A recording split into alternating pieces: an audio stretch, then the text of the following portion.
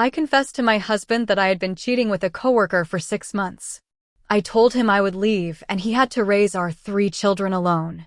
Now all 3 are prestigious doctors, but they refused to help me pay my debts. I ended up sitting in front of my 3 now adult children, with their white coats hanging on the back of the chairs, listening to them tell me they weren't going to pay my debts. I would talk to them about sacrifices, about everything I gave for them, and they would answer me with cold words like responsibility, boundaries, decisions. What hurt me the most wasn't the debts, but seeing in their faces the same judgmental look I once saw on their fathers. To them, I'm the culprit for everything, as if one single decision had erased my entire history. And of course, no one asks why I got to this point, so I'm going to say it myself. If anyone had seen us from the outside when I was young, they would have said we had the perfect life.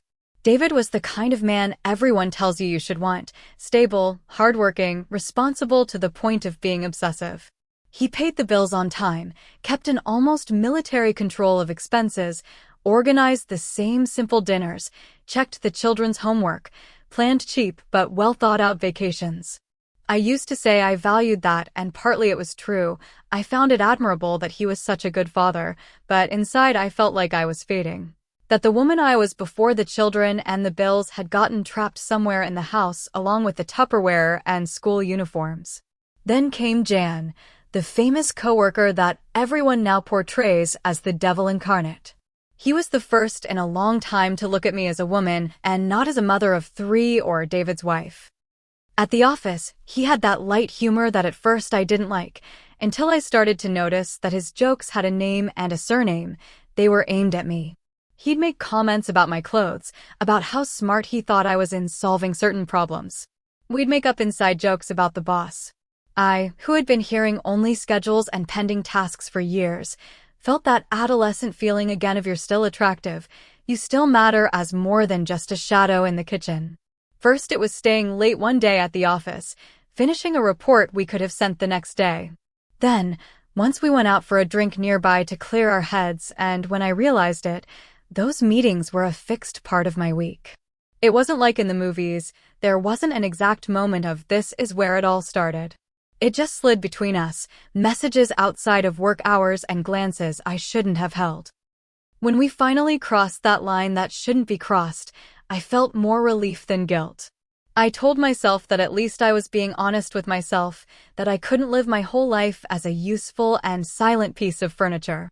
For 6 months, I led a double life that everyone now calls horrifying, but at that moment it was the only thing that made me feel alive. I was David's wife in the tidy house with the children, the homework, and the early breakfasts. And at the same time I was the woman who laughed loudly with Jan in a bar, who dressed up a little more to go to the office, who felt she still had something to offer. The problem, as always, wasn't just the infidelity, but that I fell in love for real, or at least that's how I felt.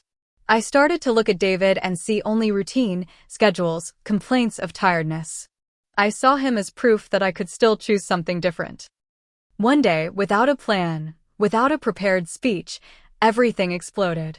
I came home exhausted from faking normality, and I saw him sitting on the sofa, reviewing bills with a worried face. The children were in their rooms.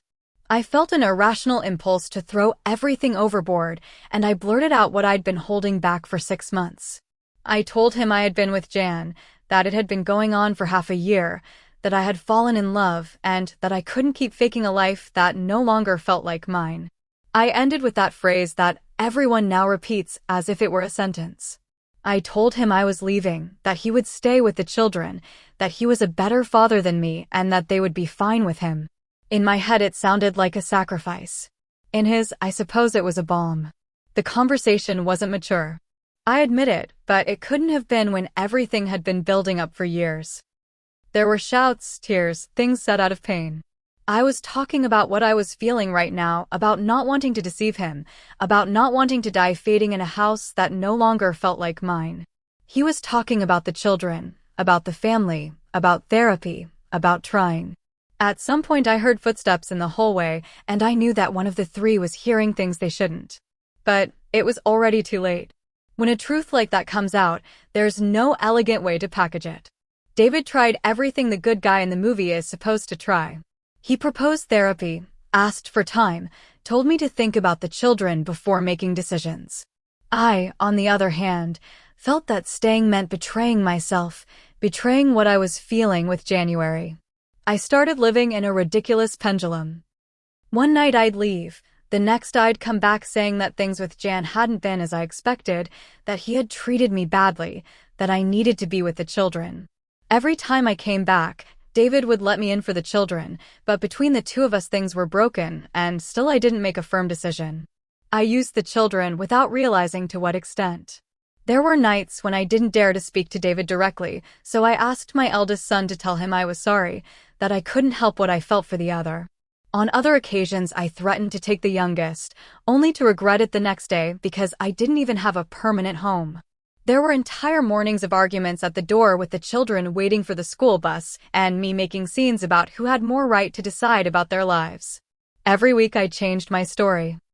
I'd say I was staying, that I was leaving, that I needed space, that I didn't know. From the outside, of course, it's easy to say it was chaos. From the inside, I felt I was just reacting to what was overwhelming me. The crack turned into a rupture when David, exhausted, stopped insisting on saving what we had and started talking about saving the children from that environment. One day, instead of asking me to go to therapy, he told me he was going to ask for a divorce and custody. That's when for the first time I felt real fear, but not for them, but for what that meant for me. It outraged me that he was the one making the final decision, as if the whole story was reduced to me being crazy and him being the saint. I started to say that I was being painted as the bad guy, that he was exaggerating, that I was just going through a crisis. In court, the famous chaos that I saw as something of the moment became a file. There were witnesses, neighbors who said they saw me coming and going at strange hours. A teacher who commented that my second daughter would be left crying because I promised to go to school events and didn't show up. A neighbor who talked about the times I left the children in someone's care to go out who knows where. On paper, my comings and goings, my absences, my impulsive decisions began to look like what the law calls instability. David, on the other hand, appeared as the one who was always there, the one who took them to meetings, the one who signed authorizations, the one who paid. In the end, the scene was resolved, as everyone now reminds me, with a look of reproach. He got primary custody, and I got a visitation schedule. I experienced it as an absolute injustice, as another example of a system that always sides with the one who appears stable, even if they're in pieces inside. I consoled myself by saying that at least they hadn't taken the children away from me completely, that I was still their mother, that in time they would understand that I was just going through something that overwhelmed me. What no one saw was what it was like for me to leave the courthouse with the feeling of having gone from being the protagonist of my life to a secondary character in theirs. The visits, over time, became another territory where my impulsiveness ruled. When I was better off financially and emotionally, I would show up on time. I'd arrive with bags of fast food, toys, gifts that weren't always necessary, but that made me feel like I was compensating for absences. When everything got to me, I'd disappear. One month, I'd make all the appointments of the schedule. The next, I'd make up excuses. I'd say it was work, that I was sick, that I couldn't. I'd promise to go to school events, and sometimes I'd make it. I'd end up tangled in some argument with a new partner, in an extra job, in anything that felt urgent that day. In my head, it wasn't abandonment. It was that life wouldn't let me. While David focused on raising, working, and getting the three of them ahead, I sank into that mix of poorly chosen jobs, intermittent relationships, and terrible financial decisions that everyone now uses against me. I accepted jobs that paid little, but promised me flexibility. I got into quick businesses that were supposedly going to get me out of poverty. I hung out with people who offered me shortcuts that never worked. I changed houses so many times that my things started to live in permanent boxes. Every time I got into debt, I'd tell myself there was no choice, that the credit card was the only way out, that the loan was out of necessity, that my future self would take care of it later. To be honest, I never sat down to look at the big picture. The debts appeared. It was a payment here, another there, an appliance I urgently needed, a house repair, a loan to cover another loan. Everything was urgent. Everything was now. When something went wrong at work or in a relationship, the answer was one more impulsive expense, a new obligation to cover the old one. And meanwhile, David continued in that stable life of always. The children continued to grow, and I continued to tell myself that at some point everything would work itself out, that it was a matter of time. The children, who were no longer so young, began to distance themselves in a way I didn't want to see at first. The eldest son began to answer me in monosyllables. The second daughter was polite but distant. The youngest looked at me with that mix of affection and caution that breaks your soul if you analyze it too much. I kept clinging to the good moments, a Christmas when they all came to see me where I was living. Then, one afternoon when we went out to eat, and we seemed like a normal family, a high school graduation where they let me sit in the front row. With those crumbs, I convinced myself that I was still an important part of their lives. And then what always happens when you spend years looking the other way happened. One day I looked around, and there was nothing solid left. The collection calls were constant. The letters from banks were no longer vague threats, but concrete notices. I had a small apartment, half-paid furniture, unstable jobs, and a list of debts I didn't know where to start. And it was just at that moment when I realized something that, according to me, was an almost obvious solution. My children were no longer the children in the hallway listening to arguments. Now they were professionals, prestigious doctors. In my head, the idea planted itself. It was their turn to take care of a little. That's why I got them ahead. No. Comments. Anonymous user 1 says, "It's striking how you tell everything as if things just happened, but every step was your decision. Cheating, leaving and coming back, using your children as messengers, missing visits, getting into debt over and over. David didn't steal the children from you. You practically left them to him, and now you're surprised that as adults they don't want to fix the mess you created." OP's response, "We all make decisions, David too. That it now seems that only I made a mistake is because the story is told from his stability. Yes, I did things wrong. I've never said I was perfect, but it wasn't as black and white as they love to paint it. I had them too. I was there for many things too. I was broken too. That they now have everything so tidy also has to do with me, even if no one wants to admit it." Anonymous user I says, "You say that leaving your children with their father was a sacrifice because he was a better father. As if that nullifies the fact that you chose a lover and your need to feel alive over the stability of 3 children. You're not a tragic heroine. You're an adult who prioritized her impulse over and over, even when there were children watching." OP's response. "It's very easy to say you prioritize the lover when you're not the one suffocating in a routine that kills you in life. Yes, I sought to feel alive. So what? How many don't do it? They just don't get caught. And yes, David was a better father than me. That's why I thought it was best for them to stay with him. You can call it whatever you want, but at that moment it was the only way I found not to stay buried along with my own desire to exist." Anonymous user 3 says, "You repeat a lot that you were also there and that you were also broken, but when you talk about your disappearing visits, of promises to events you never kept, of gifts to cover absences, it sounds more like you were only there when it was convenient for you. Your children grew up learning they couldn't count on you, and now you pretend they count on you in their list of economic priorities." OP's response. "I'm not going to deny that I was inconsistent, but I'm not going to accept that it's all summed up as I was only there when it was convenient for me. Many times I didn't go because I didn't even have a way to get there, nor was my head where it needed to be, nor did I have the strength to endure David's gaze on me.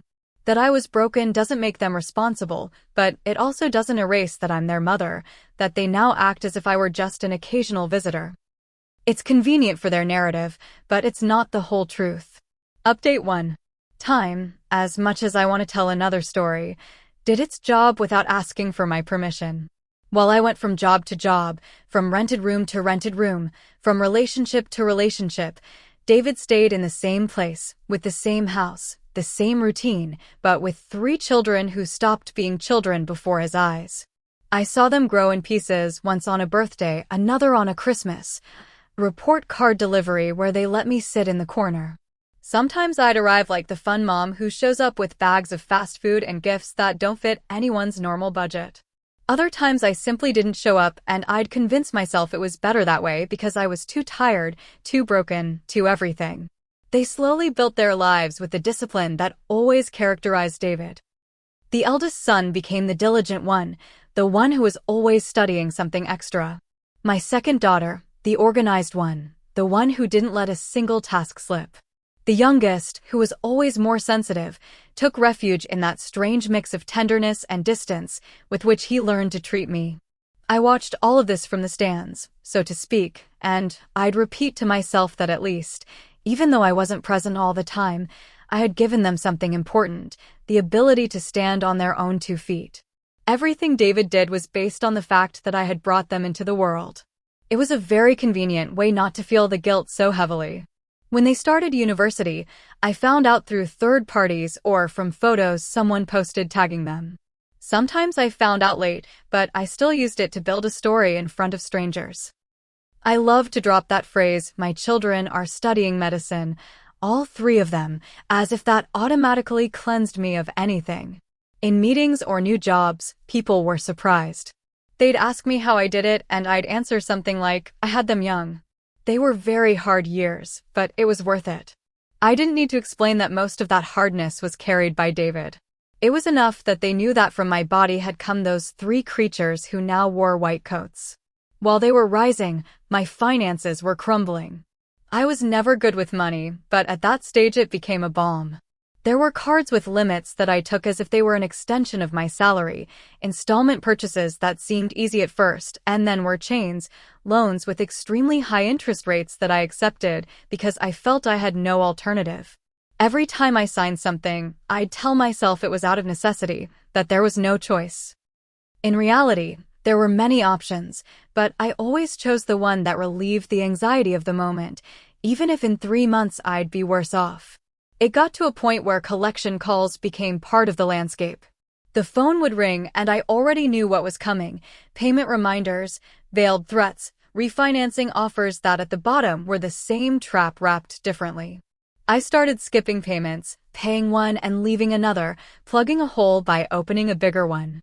The rent was late, the utilities too, and I lived putting out fires with glasses of water, convinced that at any moment I was going to find a magic solution. It never came, obviously. It was in this context that my mind jumped to what honestly seemed like a logical idea. I saw them already graduated, with their cap and gown photos, with their framed degrees, with their stories of shifts in important hospitals. If I added up the years, it had been almost 2 decades since David had been with them. I considered it was their turn. I thought that's why I had given birth to 3 children, so that when the time came there would be 3 people to lean on a little. I started repeating in my head that life owed me that gesture, that after everything I had given them, the least they could do was help me get out of the hole. I looked for them after years of no close contact, but this time not to ask how they were, but with a clear objective.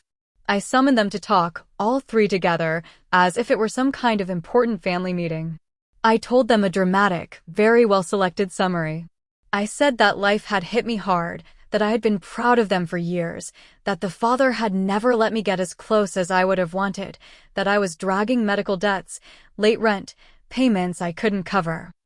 I spoke of a few months of help, nothing more, as if I were asking for a glass of water and not a fire hose. They listened to me, and that's something I almost never admit when I tell the story. They didn't yell at me, they didn't humiliate me, they didn't throw anything in my face. The eldest son spoke with that doctor's tone he uses when explaining something difficult to a patient. He said they could help me organize my finances, see if there were programs I could access, accompany me to renegotiate debts. The second daughter added that they could put in some money here and there, but that it wasn't sustainable for them to assume all my bills. The youngest stayed quieter, but nodded. In short, they were willing to help me, but not to become my ATMs. I left there without listening to the nuances, with a single phrase spinning in my head. They don't want to help me as they should. Comments from the update. 1. Anonymous user 1 says, "You say it was you who got them ahead because you gave birth to them, but who was there for homework, in the early mornings, for tuition was their father. The idea that now it's their turn, as if they were an investment fund, speaks more about how you see your children than about their supposed obligations. OP's response. Giving birth is no small thing, even if now it seems like anyone does it.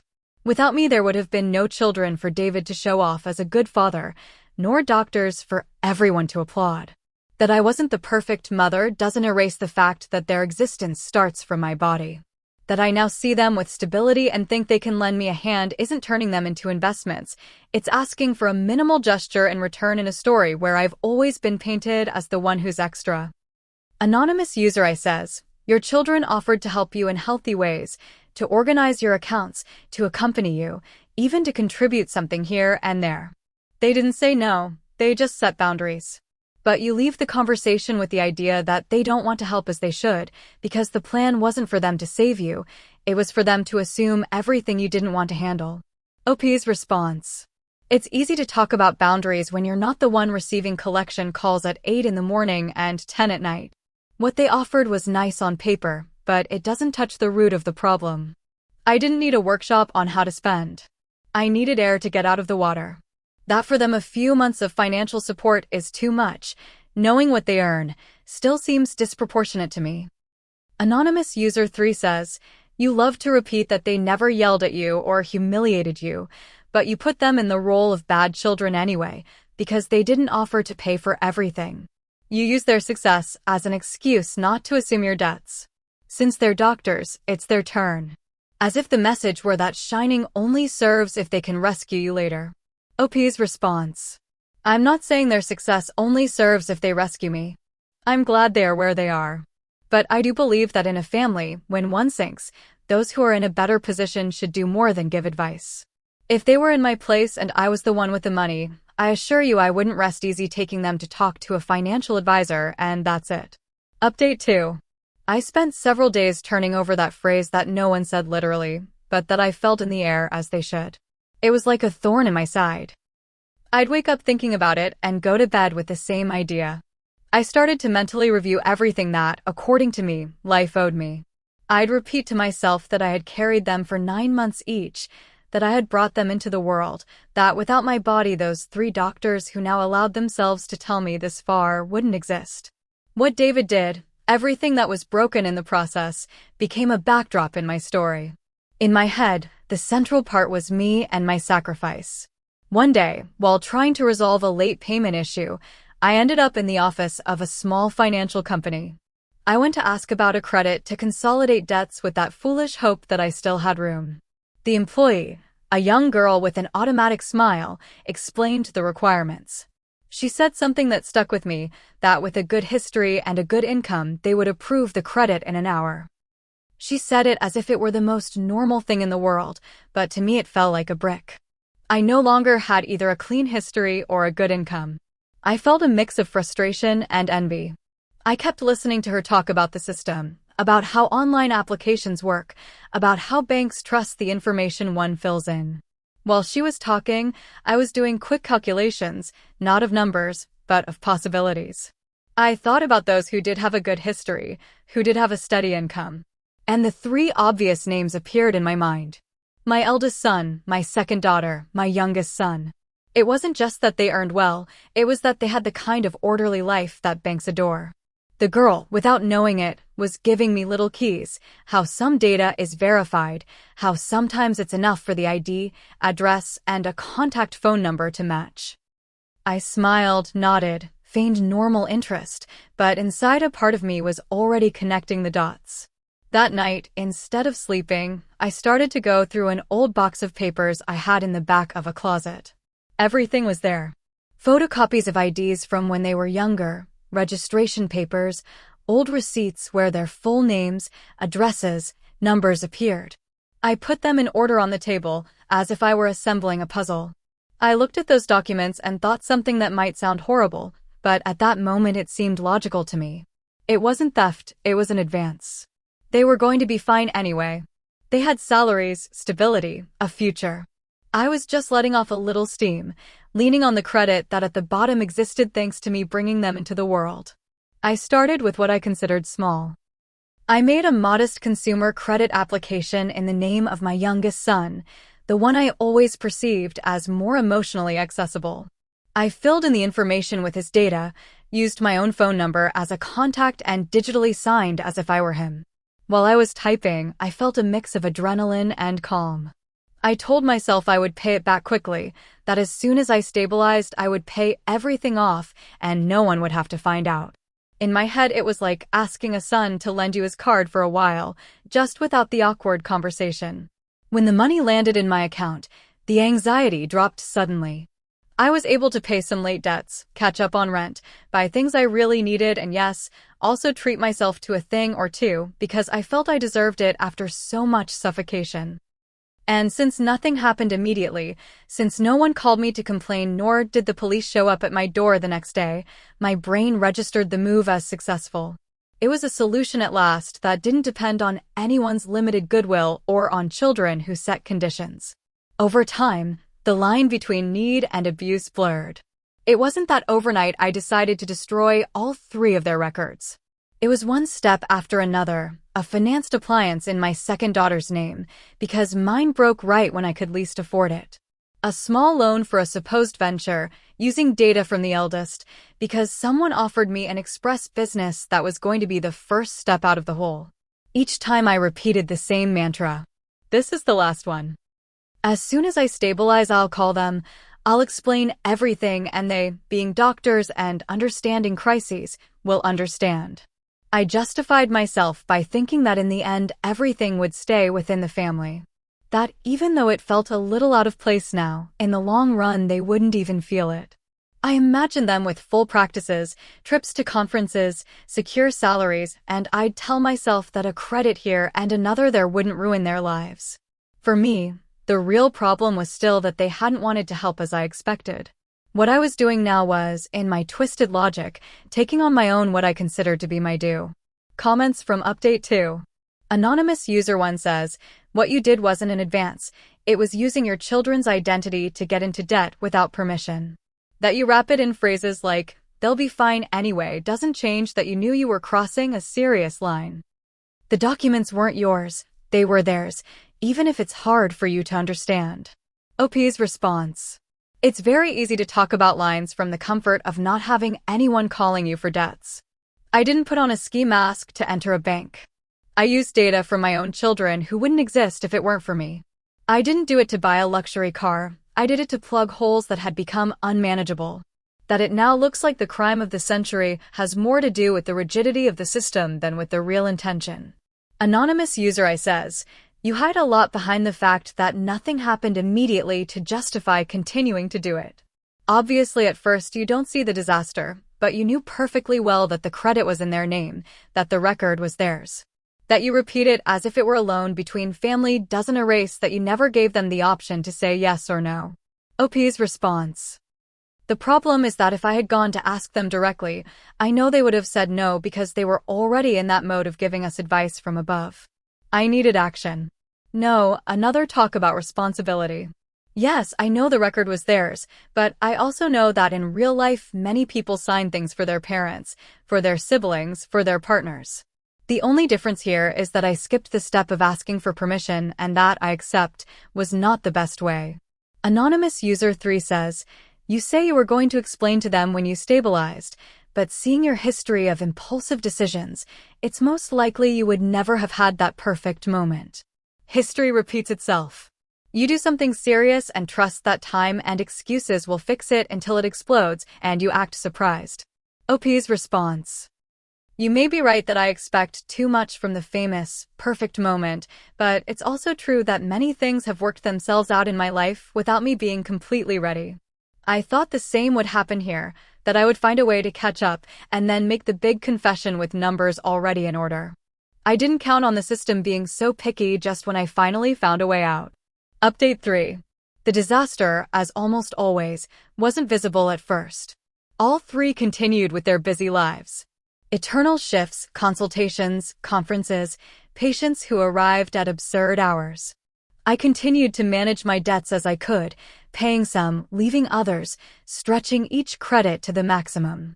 In my head, the time I had left before they found out was the margin I had to fix it. I'd repeat to myself that as long as I kept the most important payments up to date, nothing would come to light directly. Until one day, the middle son received a strange email from a financial institution that, according to him, he had never set foot in. At first I found out because they told me later, but I can imagine the scene. He read something about a late payment on a minimum payment. He thought it was spam and deleted it. He didn't pay it any mind because in his world everything was in order. Then came a call, the kind I knew so well, where they reminded him of a past due payment on a loan he had supposedly applied for. He couldn't ignore it so easily then. Confused, he hung up without fully understanding what was happening. The breaking point came. On the other hand, the eldest son, who was in the process of applying for a competitive position in an important hospital, I think there was even a scholarship at stake, received a notification that there was a problem with his credit history. Something about being linked to an unpaid debt that made him look like a risky client. It wasn't a huge sum if you look at it coldly, but in that world any stain weighs heavily. He had a whole impeccable record behind him, and suddenly that detail became an obstacle. Annoyed and scared by what that could imply for his career, he sat down to talk with his siblings. They compared data, reviewed their own records, and that's when they realized that all three had things that didn't add up. The middle one, that strange credit, the second daughter, some installment purchases at a store where she had never shopped, the eldest, the famous loan. They weren't huge amounts separately, but together they formed a pattern. When reviewing the notifications and emails, they found a constant that was the final stitch. They all had the same number registered as a contact phone, and one of them recognized it instantly because he had saved it years before. It was my number. When they called me to talk, I knew before answering what it was about. It wasn't a mystical intuition, it was pure common sense. We met, but this time not in a house with coffee and cookies, but in one of their offices. A cold, impersonal place, with diplomas on the walls and a table where I sat on the other side like another patient. They asked me directly if I had used their data to take out loans and buy things. At first, I did what anyone would do when they see the castle coming down. I laughed nervously, I denied it. I said there must be a mistake, that identity theft was in fashion lately, that surely someone had taken our data from somewhere. But they're not fools. When they mentioned dates that coincided with moments when I was breathing a little better, when they said the names of the entities with which I already had a history, when they pointed out that the contact phone was mine and not another, the facade began to fall. They weren't children I could distract with a bag of fast food. They were adults accustomed to looking at files and looking for vital signs in small details, they insisted. One of them even showed me printouts of the contracts with my number. I went from denying to minimizing then. It was then that I dropped the phrase that they now repeat as proof that I'm crazy. I said it hadn't been to harm them, that I had only borrowed what was mine in essence, because without me they wouldn't even exist for the banks. In my head, that phrase had an emotional logic. I had given them life. They owed me at least a little credit. But on their faces I saw something else. For them it wasn't a metaphor about motherhood, it was the confirmation that it wasn't a slip of desperation, but a way of thinking. That I, deep down, felt I had the right to use their names as if they were extensions of mine. At that moment, I understood that I was no longer dealing with the children in the hallway, who heard arguments and stayed quiet. I was in front of three professionals who knew exactly what to call what I had done. Fraudulent use of identity, fraud, whatever lawyers put on paper. I felt it in the way they stopped saying Mom with the same naturalness as before and started saying, you did, you signed, you gave this number. For them, that phrase, you owe me your lives, wasn't poetic, it was terrifying. Comments from Update 3. Anonymous user 1 says, the strongest thing is not just what you did, but how you justify it. To say you used their identity because without you they wouldn't exist. It's like a father saying he can empty his son's account because he fed him as a baby. Being a mother doesn't give you rights over their data, their effort, or their reputation. OP's response. I know how it sounds out of context, but when you've put your body, your health, your youth to bring someone into the world, it's hard not to feel that a part of everything they achieve also belongs to you. I'm not saying I can do whatever I want, but I also don't accept that this is talked about as if it were a stranger harming them. It's different when everything stays within the same blood. Anonymous user 2 says, Your children treated you with the respect you honestly didn't deserve in that conversation. They called you to an office. They showed you evidence. They gave you the opportunity to explain. You reacted like someone who thinks they're above the rules, and you threw that phrase in their face that they owed you their lives. There's no desperation there. There's a brutal arrogance. OP's response. They can have all the diplomas they want on the wall, but that doesn't erase the years when they looked at me as if I were their whole world. It's hard to go from being the central figure to sitting on the other side of a desk as if I were a suspect. That the phrase was harsh. Maybe, but it was also the only way I found to remind them that before being doctors they were my children and that I had already paid a high price for them. Anonymous User 3 says, you say you knew what the call was about before answering. That is, you acted all the time hoping you wouldn't get caught. You're not a poor woman who didn't understand the scope of her actions. You're a person who played with fire, trusting that your children wouldn't notice until you touched their work and their future. OP's response. Obviously, I knew I was crossing lines. I'm not naive, but I also know that many families do each other favors, that from the outside they would look just as bad, only there are agreements and no one gets involved. I, instead of having that uncomfortable conversation, took shortcuts because there was already too much judgment on me. That the play failed doesn't mean that everything I am is reduced to that mistake. Update 4. After that confrontation, I expected a strong reaction, but I still had the hope that everything would remain a big family argument, with shouts, with slamming doors, with a period of distance. I never thought they would take it to the next point. I underestimated them because I kept seeing them with the eyes of a mother who believes her children will never push to the point of hurting. I thought that in the end the blood tie would weigh more than any credit history. I was wrong. The three of them met without me and made a decision that, as much as I try to rationalize it, I still experience as a betrayal. They spoke with lawyers like good professionals who seek a technical opinion before acting. They explained the situation, showed documents, calls, messages. According to what I found out later, the lawyer told them something that, although it hurts, is real, that if they didn't act formally, the debts would continue to appear in their names and any future attempt to clear the records would be almost impossible.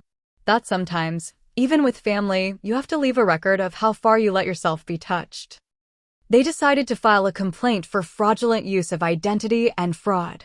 They did it in the corresponding institutions with their names, signatures, and everything.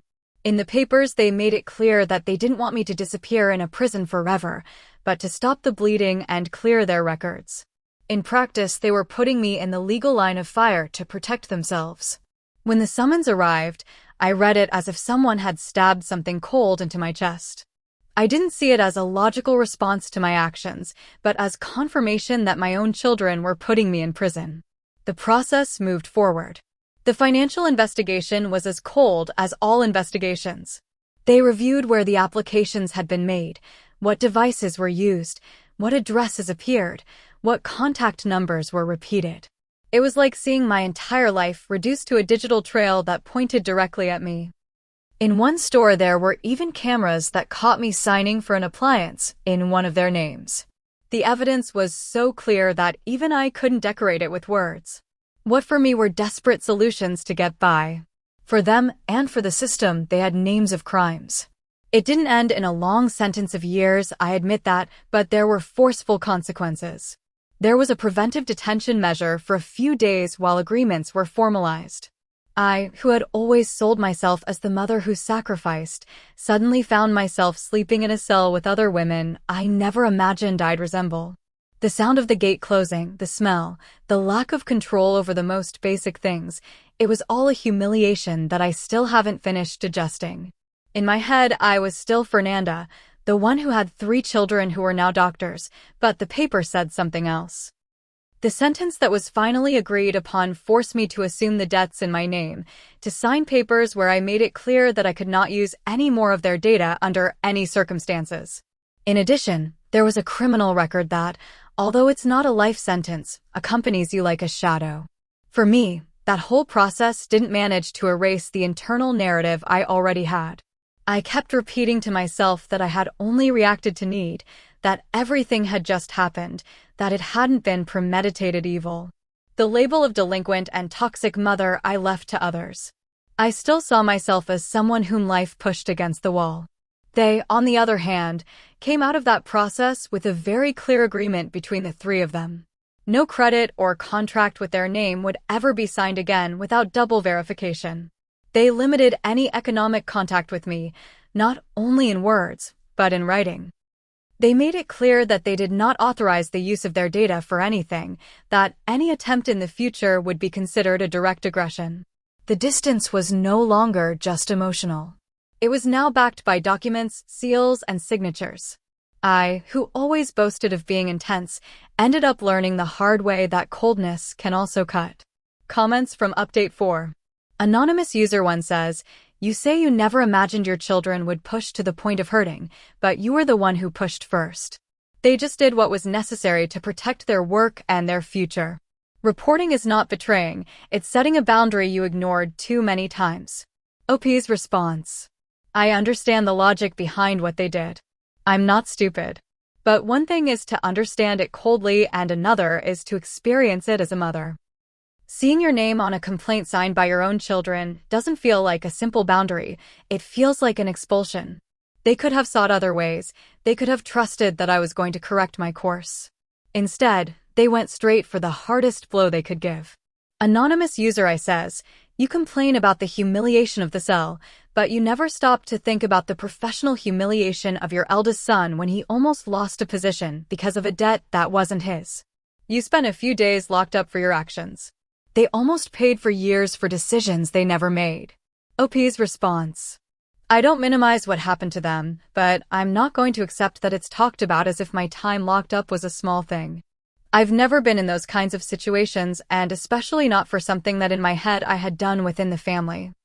If the system is made to punish those who try to survive as they can, it's a bigger problem than me. That all the weight fell on me and none on the entities that lend without looking so much also says a lot. Anonymous User 3 says, "You call a chain of frauds, desperate solutions, and the rigidity of the system that they ask you to be responsible. As long as you keep seeing the legal process as an injustice instead of a consequence, you're going to keep telling this as if you were a martyr, not someone who crossed all possible lines." OP's response. I know that for many I'm simply the one who crossed lines and that's it. I experience it as someone who is making bad decisions in a context where I never really had a network. I'm not saying what I did is right. I'm saying it was the way my head found to get out of something that was suffocating me. That the system only has one way of naming it doesn't mean that my inner story is as flat as they want to paint it. Update 5. Months have passed since all that in life, as always, readjusts, although not where I would have liked. My children went their way without looking back much. The eldest, with effort and explanations, managed to clear his record enough not to lose all opportunities, although I know that at least one closed forever, and that shadow bears my name. The second focused even more on her career, on her patients, on her conferences, as if keeping her mind busy was her way of not thinking about me. The youngest, who was always the softest with me, is now the firmest on the issues of boundaries. And that, although he doesn't say it, hurts me more than any sermon. I now live in a smaller apartment, in a cheaper neighborhood, with furniture that always seems half paid for. The credit institutions have me marked. It's not so easy to get quick money anymore, which if you ask me is late. I sometimes work in informal things, whatever comes up, helping in a shop, taking care of someone, doing odd jobs by the hour. There are weeks when I have a decent income, others when almost nothing comes in. The bills are still there, more orderly by obligation than by my own decision, always reminding me that no one else is going to come to my rescue. My conversations, when I find someone who listens to me, revolve around the same axis. I say that I have 3 doctor children who don't help me, that they don't know what it's like to be grateful, that they forget who had them. I say it with that mix of sadness and pride that comes out automatically. They're impressed when they hear that all 3 went into medicine. They say I must have done something very right for them to turn out like that. I smile, I nod, I let that version float in the air. I don't mention that I used their names for debt without asking permission. That detail doesn't fit well with the image I need to maintain to keep getting up every day. On special dates, I sometimes get a brief message, a happy birthday, a be well on New Year's, some "how are you doing" when they find out from third parties that I got sick. It never comes with promises of transfers or rescue plans. If I ever need medical attention, I know that any of them will see me as a patient, with that professional correctness they have with everyone, but not as someone to whom something is automatically owed because of blood. I feel it in the way they talk to me. I'm no longer the mother who is forgiven everything. I'm another adult who needs to have boundaries set. Sometimes I sit at the window of my apartment and mentally review everything. I always end up at the same point. The day I confessed to David that I was in love with another. In my internal narrative, it all started there, as if it were a single explosion that changed everything. I like to think it was a specific moment, a kind of lightning bolt that split history in two. It's easier to tell it that way than to admit that the spiral was a chain of linked decisions. The affair, leaving and coming back, using the children to send messages, disappearing on visits, getting into debt, signing for them. The spiral was never a natural phenomenon, but in my head it's still more comfortable to say that everything just happened, that life dragged me from one thing to another, that I was just reacting to what came. To face the fact that every time reality asked me to assume responsibility, I chose the impulsive way out.